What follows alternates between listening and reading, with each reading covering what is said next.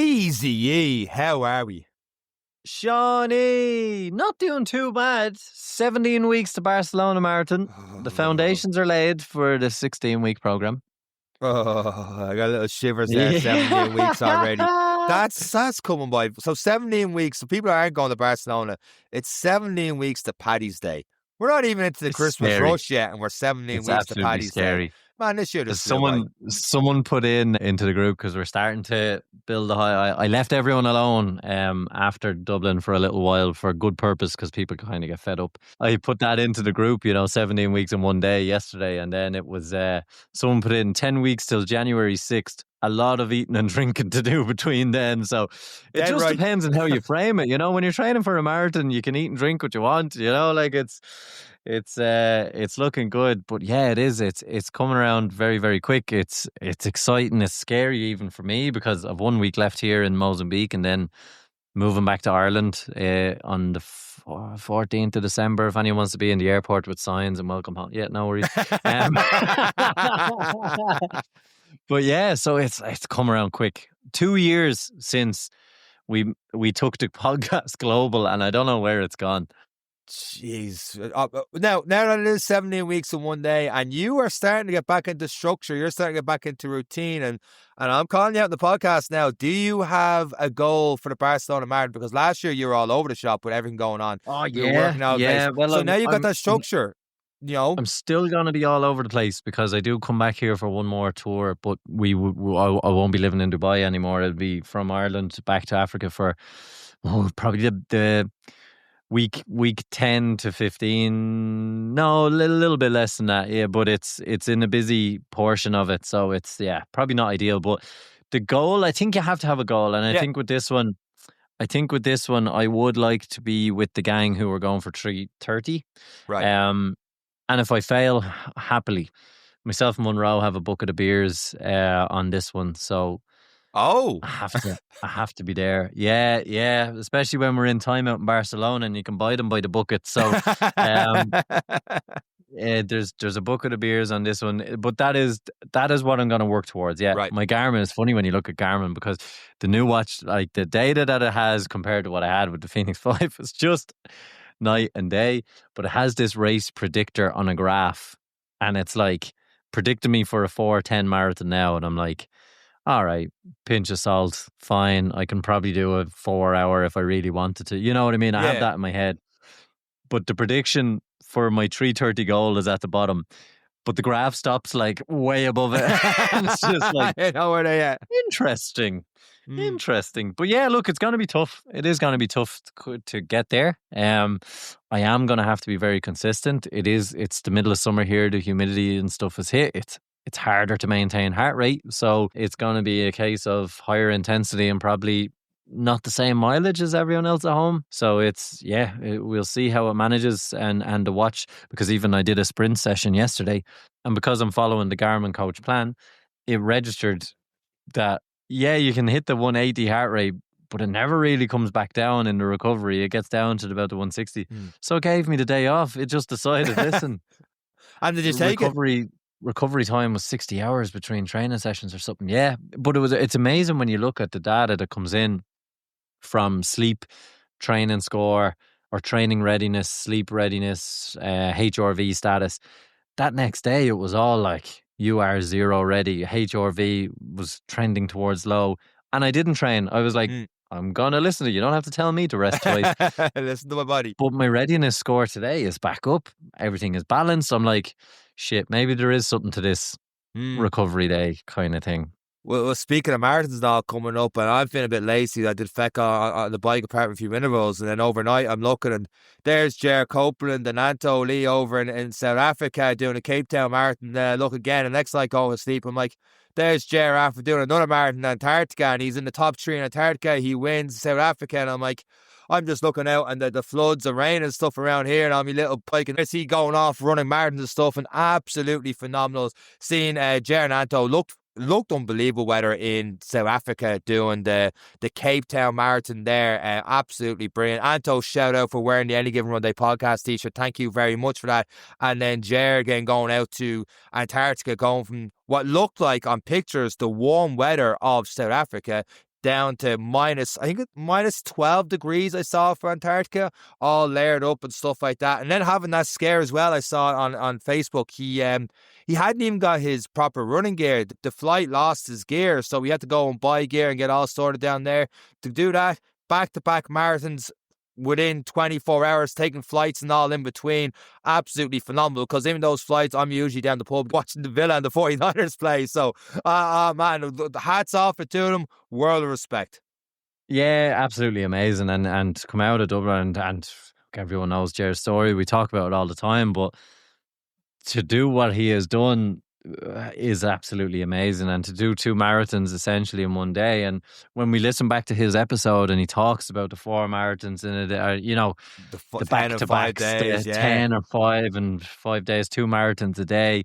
And for me, when I was watching it, I was thinking and imagining, is he thinking, a little bit of, we're back, baby, you know, or obviously when we talk about these fantastic achievements, it's not without consequence for Jer, and that's something that I always remember when I see him at the finish line. I'm like, he got around okay, but what his body goes through now in terms of recovery, and probably what I went through in 2 marathons, is a lot, but it's amazing to see how far he's willing to push. So a big well done to him. It's absolutely amazing.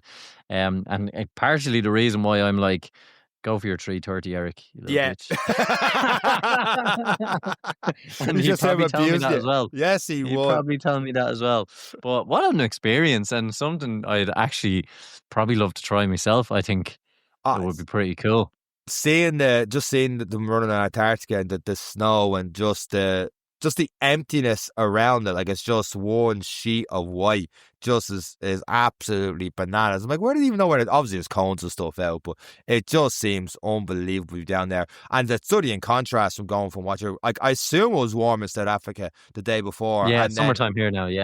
So I assume it was like so warm there, and obviously Antarctica is a lot colder, like minus 12 degrees it was seemingly. Like that in 24 hours, getting the flight and all between, banana stuff, but absolutely fair play to them. But this week's podcast, for those on the opposite extreme end, looking to build back up after the marathon, a lot of questions we do get is, how do I combine the running and the strength training? How do I break that down? The gym work that goes with the running. How do I get gym sessions in the same day as runs? What kind of exercises should I be doing and all that? We break all that down in this episode with one of the world's leading experts on training, on strength and conditioning. Has a new book on it that is the go-to guide in terms of getting strength training, your stretches, your mobility, everything else that goes with it. This is a phenomenal episode. Definitely going to take a lot from this one. Yeah, it's brilliant. And we do discuss in the book and or in this episode that his book is supposed to be this coffee table book that any athlete can pick it up and find that strength and conditioning session that suits them, particularly from a running perspective. It's phenomenal. Definitely worth a look. Definitely a fantastic listen, and it was great to have, because it's probably the one element a lot of us runners are guilty of neglecting, but it makes so much sense when you hear it in this episode. And with that said, it's this week's episode of the Any Given Run Day podcast. Let's go.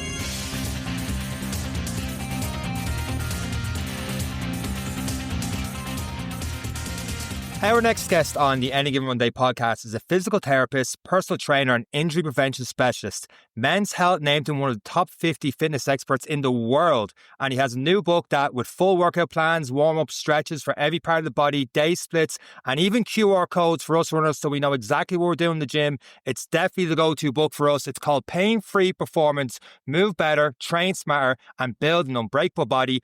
Dr. John Rusin, welcome to this week's episode of the Any Given Run Day podcast. How are we getting on? Sean, Eric, it's great to be here. Thank you, gentlemen.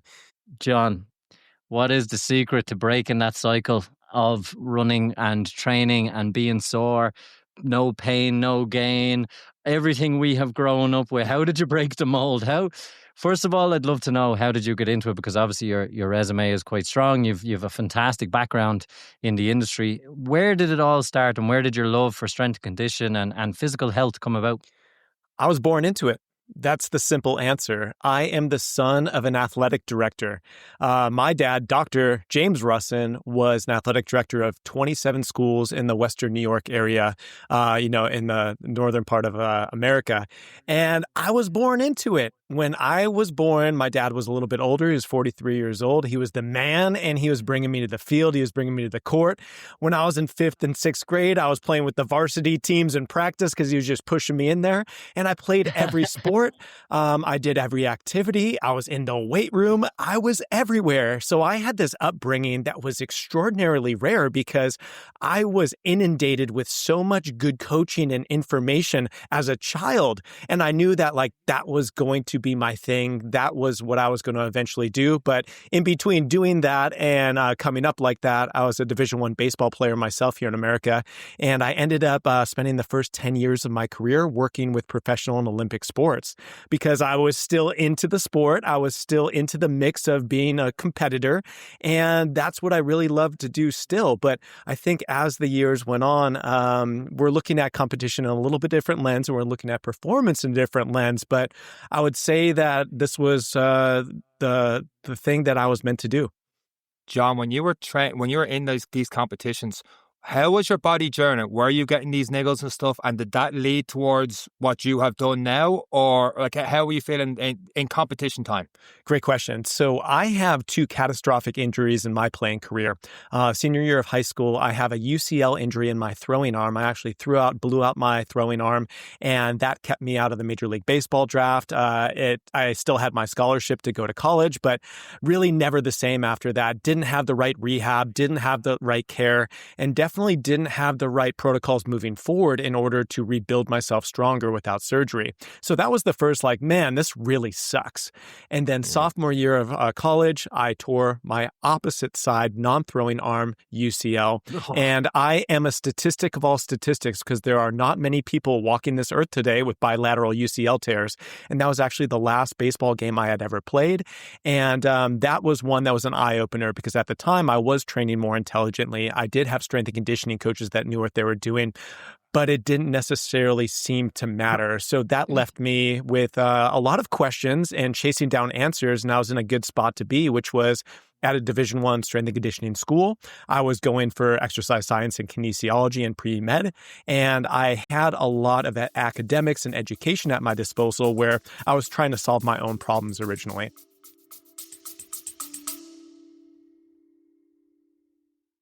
Are your muscles tight, tired and sore after training? Or maybe you're trying to get ready for your next run? Make these ultra-pure hero recovery products a regular part of your routine. 2 must-haves for active lives. First, we have the Wintergreen Heat Rub Cream, perfect for warming up before your workout. And then we have the Epsom Salts Gel with Arnica, ideal for soothing and support after exercise. A simple, natural way to care for your muscles both before and after your activity. Proudly guaranteed Irish and made in County Mayo by an award-winning family business, Ultra Pure means quality you can feel and trust. Shop these Ultra Pure favourites online today at ultrapurelabs.ie. Grab yours now and give your muscles the care they deserved. Also, a fantastic stocking fillers for all your runners.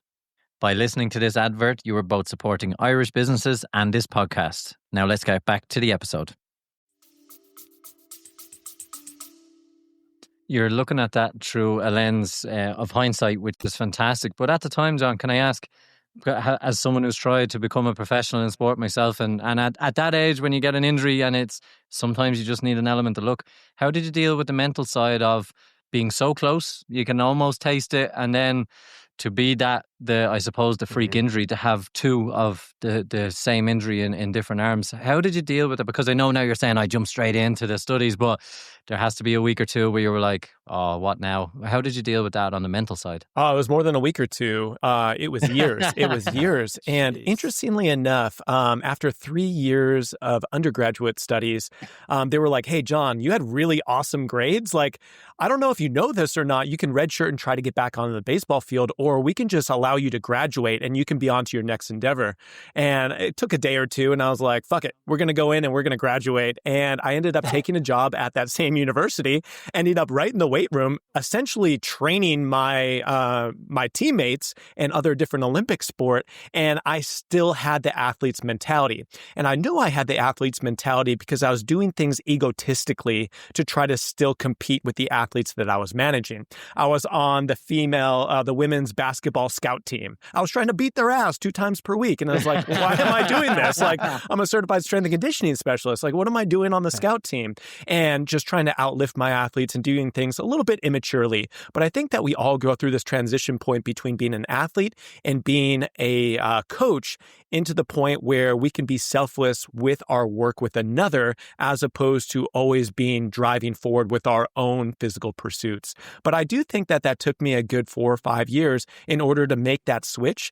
Whereas today I look back on it and I'm like, oh my God, what was I doing back then? I was a little bit embarrassed, but also it's hard to get those competitive juices out of your system. But as soon as I found that I could have success with other people the same way as I had with myself, and it gave me the same feeling, then I was addicted and I just wanted to coach more and more. It's kind of like the identity of being the competitive athlete, the Division 1 athlete. You're trying to beat everyone. You've been competing since you've been young age, and it's changing that identity, I suppose. And a lot of athletes will struggle with that into that coaching mindset and becoming the coach. It is a difficult transition, which you've said, but when you found creating that identity, how good was your relationship then with the athletes when you weren't competing with them anymore? It was really good, but I still, in my essence, was an athlete at heart. And I think that allowed me to speak the language. It allowed me to gain the respect of a lot of my athletes because I had been where they were, but I'm also young enough and strong enough and, cool enough at the point in time. I'm not a cool person, but back then I was compared to everybody else that's 50 or 60 years old. Whereas they wanted to come in and work with me. And I think some of my earliest opportunities to go big with some big star athletes when I started working out in Southern California was simply because I had a baseball background and people respected that if they were a professional baseball player. And that's how I gained a vast majority of my professional clientele early on. It was just an association between, hey, John has a doctorate in physical therapy, has degrees in exercise science and kinesiology. But the kicker was, hey, he's a baseball guy. And if he's a baseball guy, he understands me because that's the sport that I play. And that transferred into working with a lot of overhand sport athletes. That transferred into doing a hybrid model between, injury prevention and also strength and conditioning. And really the early models of what I do today at a larger scale. It must be hard to get at the start, get athletes bought into the injury prevention model. Like in your book, you talk about the Australian Open. You see the meticulous kind of like the sport, and then when it comes to the training, not so much. Like I was in the marathon starting line over the weekend, and there's 3 types of people. One, they're doing their runs up and down, the different karaokes and all the rest, and okay, they're going for elite time. One is having the banana and trying to get as much food as they can before they start. And the other is doing different calf raises and stuff. And initially it looks like, oh, they're actually smart. They're doing activation work. But the more starting lines I've been on, the more I realize, oh, they're having injury and they're just hoping that doesn't blow. Because that's usually me doing the calf raises and stuff and the curbs and everything else. So for those people, how do you talk about like run warm-ups and getting into that mindset before the start of like a race, I suppose, get more into running, or like how does the warm-up of getting into the sport, doing the general stuff, the foam rolling, the stretches, how do you get people into that? It's really hard to talk somebody into making a behavior change. I'm not in the business of doing that. Unless you're bribing me with food, John, I'm not doing it. But really, people have to learn on their own. As bad as this sounds, people have to deal with adversity. They have to deal with challenges, and many times they can't fix their own challenges or overcome their own adversities, and then they look for something different. Vast majority of the people that come in with me, including my runners and my triathletes, they have hit a plateau. They are in pain. They are unable to go in and train on the volumes that is necessary to compete. And then all of a sudden they go, holy shit, I need to do something different. And usually something different is the rule of opposites. All the things that I was doing, I've been avoiding the things that I need to do in order to go in and compete pain-free again. And that's where the rebuild phases come in, and they know very well that something has to happen. And it's usually not a great day if you're coming in and talking to me. It means that you've plateaued, you're burned out, you're hurt, absolutely, and you know that this is a crossroads. And the crossroads for many of my clients and my athletes are they're at risk of not being able to do what they love to do ever again. Or they're not able to do it at the level that has them mentally and emotionally locking into being able to better their lives.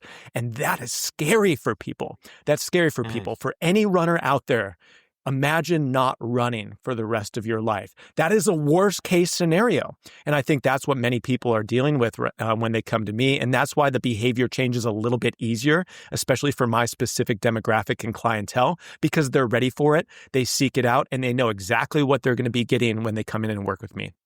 A lot of runners would say, when an injury happens, we constantly hear in the podcast, I should have stretched more. I didn't do any stretching more so than gym work. They need to stretch more, yes, but you also have a chapter on my hamstrings are tight. And we hear it all the time. Runners' hamstrings are tight constantly. So what we do, we try and touch our toes. It doesn't get better, and I've been guilty of it. What should runners do? The hierarchy of injury prevention doesn't start with the foundation of stretching. Just calling that out. Stretching is a part of the puzzle, but it is not this be-all, end-all of all things injury prevention and health. It simply isn't. If it was, everyone who's doing their hamstring stretches on the bumper of their car before they go out for their 5K wouldn't get hurt that day. What we need to be thinking about is what we can implement with a minimal effective dose to get us the type of training stimulus that we want with a protective mechanism. In my opinion, that's going in and, again, training the opposite physical characteristics, the opposite positions, the opposite loading capacities as you are naturally getting in your sport. And that is counterintuitive to almost anything that anyone would think in terms of a sport-specific program, because that has gotten so hot today. But many times, if we just simply lack the foundation of moving like a human being, if we lack the foundation of being a well-rounded, pain-free athlete, then we have a really hard time when it goes into specialized volumes and when that pre-race and that pre-season gets into in-season, and we can't withstand the stress of performance, or we can't repeat bout performance. But really, it comes down to strength, it comes down to mobility, and it comes down to unlocking your movement system and putting a lot more emphasis on the things that aren't naturally getting hit with your current sport. Need fuel that keeps up with your pace? Meet Perform's Carb Gel with 30 grams of fast-acting carbs, powered by 3 fuel sources for sustained energy when it matters the most. Packed with cluster dextrin for smooth digestion and a steady release. No spikes, no crashes. All that in a compact 40 milliliter sachet, tested under Informed Sport, so you know it's clean and competition ready. Whether you're chasing the podium or just in an XPR, Perform Carb Gel gets you there faster, longer, stronger. If you're looking to stock up, you can use the code AGR to get 20% off your order. By listening to this advert, you are supporting Irish businesses and this Irish podcast. Time to get back to the episode. And when you let's look at athletes, student athletes as well. Obviously, they're doing a hell of a lot of training. They've got great coaches like yourselves as well. And then you've got the other bracket of athlete or the wannabe athletes who probably don't have the access to that kind of coaching. They do their training. Some of them are, particularly in Ireland, where we wouldn't necessarily have the same student programs as you would in the US. In fact, a lot of our Irish runners go to the US to become NCAA runners and be a part of these phenomenal programs to develop their career. But when we look at those athletes that we'll talk about in Ireland who are getting up at 6 a.m., they're probably doing something again in the evening, but then they're studying engineering, or like you, they're doing a physical therapist course, they're doing whatever it is, a medical degree. And they're sitting 8 hours a day, and probably the last thing they want to do is strength and conditioning. You mentioned the behavior change. The carrot, I suppose, is to be able to excel in the sport. But what kind of, and I talk about timing and time management, how many times should these athletes be endeavouring to hit a strength and conditioning session, or do we add in micro sessions throughout the day to supplement their training? I know that's a very vast question, John, and every athlete is individual, but how in a general statement, how can athletes or student athletes or even working athletes manage their strength and condition and change that behaviour one small step at a time? Bare minimum, the frequency is 2 times per week, whether you're in season or whether you're off season. That is the starting point for gaining and maintaining. So we're thinking about 2 times per week, anywhere from 30 to 60 minutes. If you're already a runner, you don't need to be strength and conditioning over 60 minutes per session. That's absolute craziness. And we just need to have a more well-rounded approach when we get into it. A little bit goes a long way in terms of being able to load the movement patterns, being able to have a more hybridized approach in terms of power and hypertrophy and mobility on top of the strength training, and being able to make sure that we're recoverable for your sport. So many times when I manage runners, we just need to find what is recoverable. So the first thing that we put in is, of course, their sport-specific running schedule. And then there we dabble into the frequencies, the volumes, the intensities, and then how we cycle that, usually at a 4 to 8 week period in terms of being able to acclimate to that specific stress. But really, we need to be getting in at least 2 times per week. But again, we don't need to be doing 2 to 3 hour sessions like Ronnie Coleman and thinking that that's the strength training that a runner needs. That's the polar opposite of what we need. We essentially need to have the law of reversal, which is train the positions that we're not already getting, make sure that we're reversing the chronic postures that you're in during the day, and also with all the anterior load that we have with a gait-based sport like running, is that we have to really hone in on the posterior chain, the pull patterns at the upper body, the hip hinge at the lower body, really loading through the hamstrings, the glutes, and the lower back and the upper back directly, and being able to build a strong and sturdy posterior to be able to support our front side endeavors. I find most runners do a few squats, lunges, the complete opposite, and that's it. They move on. It's crazy. But when you put it like that and you realize what they actually need to do, it's mad. One of our most popular questions on strength when this comes up is the day you program that. So usually most runners still have one, maybe a long run on the weekend and a higher intensity run somewhere during the week. And they don't know how to place it with rest and getting 2 gym sessions in. Do you have any, I know, like Eric said, everyone's different, but do you have any standard recommendations when it comes to that? Yes. So this is an extraordinarily common question. And what I tend to do with my runners that say they have 3 to 4 runs per week, common sense would say we're going to put 2 to 3 strength training sessions in on those off days. Duh. But how do we actually break it down? Before your long runs, we need to make sure that our lower body directed volume in the squat pattern, the hinge pattern, and the single leg patterns are pulled back a little bit. So we don't have that cumulative fatigue in the system before your long run. So that is more an upper body directed session with higher intensities for lower body work, but not a whole lot of volume because we're going to get that volume in on your long run. And before your high intensity run sessions, that's where we can bring up our volumes a little bit on those squat hinge lunge patterns at the lower body and have more of an equalized full body session that happens between the upper and lower body. And then that third session is really a blend between both. You have a little bit more of the ability to kind of be halfway in between. Push all your foundational movement patterns, push them for strength and most likely mobility, and you just get this really well-rounded base approach. So really one session is pushing intensity high at upper body and volume low at lower body, and then you flip that, and then you have one session that's right in between. And that would be like the usual 3-day per week session that we would do with a full body emphasis with our runners that are running 4 days per week. When you say volume low for lower body, but do you still mean intensity high in terms of percentages of strength, for example? Like when some people might hear, low volume, lower body, and they do it, and it's like a 4 or 5 out of 10 effort, that kind of thing, because John said lower volume in this. But I find like runners have a different interpretation of what that means. Am I right in saying that you might just do 1 or 2 sets? They're still going to be difficult, but because the volume's not there, they're not going to be taxing when it comes to the running session later. Correct. So, the things that you're looking at with any sort of training program, whether it be sport specific or general fitness, is that you're managing frequency, how many times per week, you're managing the overall volume, which is like, simply put, how many hard working sets are you doing? And then you're managing intensity. It's not percentage-based intensity. It's like, man, how hard was that set? Like, did it tax me and did it get a neurological and a mechanical fatigue factor in it? And then when we're talking about lower volume, really that's anywhere from like 4 to 6 working sets.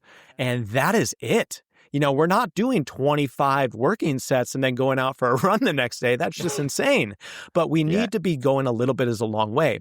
But volume in intensity, they go up and down on a toggle switch. As one goes down, the other one needs to go up in terms of us getting an overall training effect that can actually stimulate and get us better and have us moving forward in terms of our performance. So thinking about it like that a little bit more simply, these are going to be short and sweet sessions. They're going to be high amount of quality because movement quality absolutely matters the most. We're going to be putting a lot of effort in, but we're going to be holding the reins on the garbage volume. We're also going to be holding the reins on just the overall cumulative fatigue because we're going to get that naturally with our sport-specific running.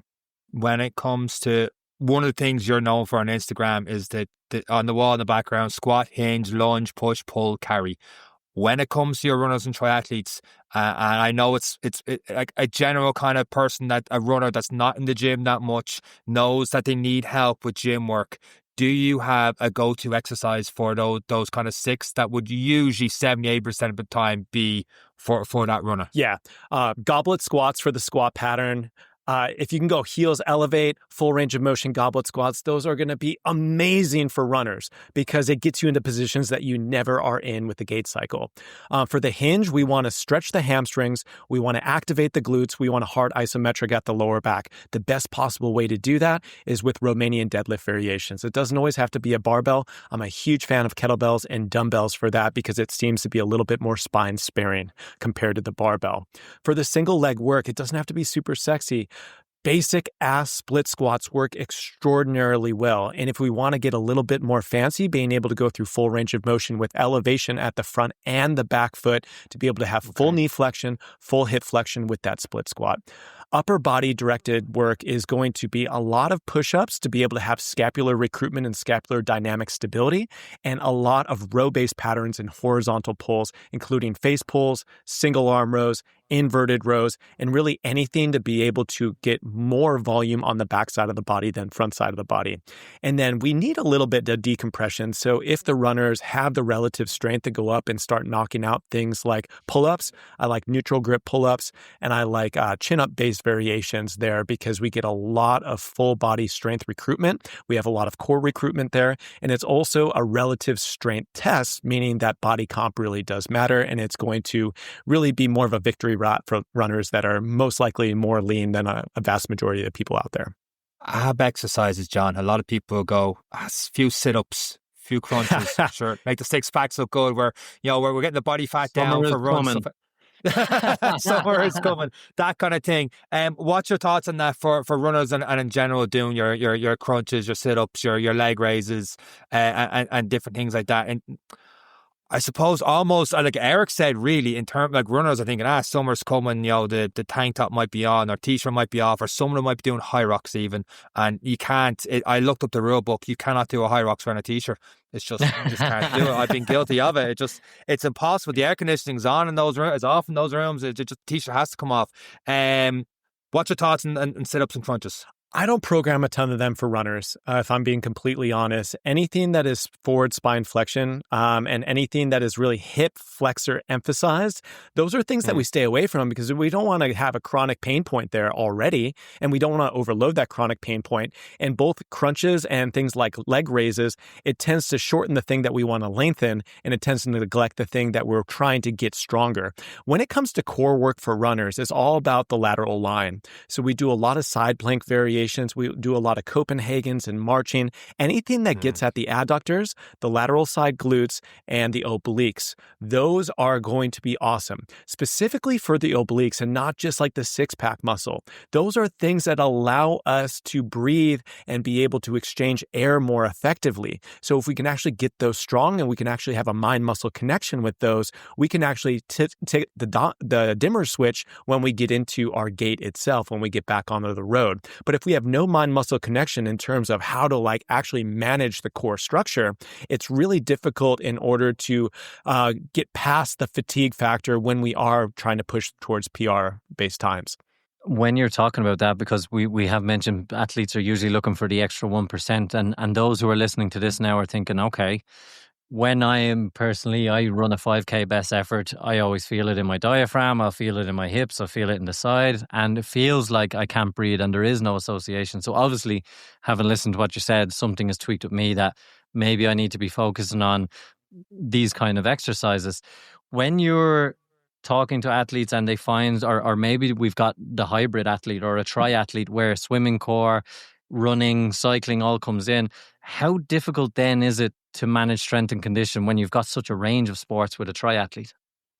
Yeah, it's 3 times harder. I would say it's 3 times harder than a runner. And it's because we only have so much to give throughout a training week in terms of our energy and our recoverability. So we need to be on pulse on almost every 12 hours, because many of my triathletes, they'll get up in the morning and they'll do one piece of the sport, and then they'll strength train in the afternoons. And they're like crazy people, they'll go out and hit a swim or hit a bike later on when the traffic's down. And all of a sudden, you're managing 2 to 3 training sessions per day. And there's a lot of variance person to person. There's a lot of variance in terms of the ability to fuel optimally around that. And really, we have very little leeway in terms of external sport stress cycles. So sleep was off, that can take you down for the next 48 hours. Your nutrition's off, that can take you down for the next 72 hours. So it really has to be on pulse. But I would say that it is most important for our triathletes to be strength and conditioning, especially when they are getting into these higher volumes, because we need to be able to withstand a huge amount of volume and stress on the body. It's easy to do early in the season, but anyone who I'm managing that has anywhere from a 4 to 6 month competition season, the goal is not to just compete in the first race. The goal is to be able to thrive throughout that 4 to 6 months. That is a lot harder. And that's more of like the pseudo-professional triathlete that really wants to go in and excel. And it's really important for them because as they look for Olympic and World Cup qualifications, they obviously have to win a lot of points in races all over the world. So you're adding in flights, travel, continents, different time zones, as well as trying to maintain peak performance. And as you said, that season could last over a period of 5 to 10 weeks. Yeah. It's very difficult. And I live in Madison, Wisconsin, and we have one of the international Ironman qualifiers here with Ironman Wisconsin. And every year I'll go and I'll maybe have like an athlete or two that will do that race. They'll be prepped for it. We'll be feeling good about it. It's low stress. But I'll see everyone else and I'm like, holy shit, what is about to happen? There's people that have like never been swimming. They think they're just going to go swim. They get dragged out of the water. We have people that haven't biked more than 10 miles in their life. They're on the bikes and they're getting pulled off the road. We have people that are crawling in over the line, almost a day has passed and they're still finishing, crawling in. That just doesn't look like fun to me. And also, it's not only not fun, but does that really do something for the mental up here? Did you really go out and do what you needed to do? Or did you just break down your body because you didn't prepare properly? That's what I'm seeing a vast majority of the time here in Wisconsin. And it's probably not isolated just to Wisconsin here. But there's a big difference between being intelligent about your training, intelligent about your strength and conditioning, intelligent about your entire race prep, and going in and being able to get that race done, compete in it, and then walk away pain-free. That's my goal with my clients. Anyone could go out there and mentally forge through. But can you leave the race and can you go have a beer with your friends and the next morning wake up and take your son to soccer? That's what we're looking at still doing, because even with a lot of these high-end athletes in our marathoners and in our triathletes, they're not professionals. They are professional businessmen. They are teachers. They are lawyers. They are doctors. They have lives. And we need to make sure that we're actually making feel good and function well in some of these professions in their family life as well. I think that's the big thing that people miss. They don't train properly, and then it takes away everything else in the other 20 hours of the day. And that's just no life to live, in my opinion, as a coach. I just have a follow-up on that because when it comes on the preparation side, we will see on Instagram a lot of people turning around and saying, if you're not up at 4 a.m., you're behind. If you're not going to bed at 2 a.m., you're behind. You've just mentioned sleep is probably one of the most important factors because it can have an impact over a week of training, particularly with top triathletes who are maybe training 19 times in a week, which is a massive load on the body. When we look at preparation, and let's go from amateur up to peak performance, obviously there's a stark difference. How long is too long and how short is too short? And how do we manage? Because a lot of people are picking up apps which have AI in the background, which are programming in runs. They don't really know your background, your ability. And people are using it as gospel, and they're taking on these races and getting involved. But how long is too long? How do people know how to prep? And more importantly, as your book is Pain-Free Performance, how do you go about starting yourself or building a good base to start preparing for this kind of stuff? Sleep is the number one. We are going to prioritize sleep over almost anything else. I have triathletes and I have runners that are sleeping up to 10 and a half hours per night. And we're like, good, because the next day their HRV is looking good, the recoverability scores are looking good, they're out there performing. I have people as low as maybe like 7.5 hours. I hate to say that because everyone's going to go, oh, that's minimal effective dose for sleeping. It's really not. But I've seen the science will say about 7.5 hours of time in bed is about the lowest end of that threshold. But really, we need to be prioritizing this above all else, because it doesn't really matter what your nutrition's like. It doesn't really matter how high of a quality of your training is. If we can't have a accumulation of sleep and recoverability, then everything else doesn't really seem to matter very much. So that is a huge one for us. In America here, we're in the middle of the World Series, and Shohei Ohtani, one of the best athletes in human history. He pitches, he bats, he does everything. And there was just a report that he's sleeping 10.5 hours per night, and he's doing a 2-hour nap midday. That is what a high-performing athlete does, and that is why you just made $750 million USD in the next 10 years of your contract, because you are preparing the mind, the body, and your energy to be able to go out and compete. But I think sleep is just so important. And we do have a lot of really nice data metrics to be able to monitor sleep right now. But the AI-based stuff, as you said, Eric, there's a lot of holes in it right now. When you go back to biomonitoring, there's a lot of good data out there. We just need to know how to use it. I heard even like a LeBron James spent like a $1.5 million USD on recovery and stuff like that. But we've touched a lot on strength. The other part is conditioning that I want to touch on a little bit, because you talk about metrics, and a metric I'm hearing a lot is VO2 max. So, and you hear like Norwegian protocols, 4x4, that kind of thing for increasing your VO2 max. When it comes specifically to runners and triathletes, should they be doing a small bit of that in the gym, or is it like, hang on, you get your cardio from your sport outside? I tend to really toggle back in terms of any cardio or conditioning in a hybridized strength and conditioning plan for a runner or a triathlete. I see that they have a huge amount of training load on their system already in those two physical characteristics. The last thing that we need to do is try to push them down on the Airdyne bike and get that up. Off season's a totally different story. I think that there are anywhere from like 20 to maybe 35 minutes per week of exposure into those higher threshold zones, zone 4, zone 5 work with recovery periods in between to be able to hopefully elevate that VO2 max. But there's only so much stress the body can take. So in season, we pull it right out. Off season, we sprinkle it in, knowing very well that there is no true off season for a runner. John, what's your thoughts on, I know it from the book, but you always hear things about stretching being no good, and the other thing that I see that's fallen back from years ago is foam rolling. But you have a good bit of section on the book on foam rolling. You have the QR codes of foam roll, different parts there. Why are you a proponent of foam rolling? So there's 3 different ways that we'll use foam rolling and stretching, aka mobility work, inside of a pain-free performance plan. The first one is your pre-training prep. Pre-training prep is 1 to 2 minutes of targeted work on some soft tissue tool. It doesn't have to be a foam roller, but that's the most common. And then we'll follow up that region that just got hit with the soft tissue work with some quality mobilizations through an extended range of motion. We use something called the oscillatory technique, which is essentially like a form of controlled dynamic stretching. Again, we're doing 1 to 2 minutes of that.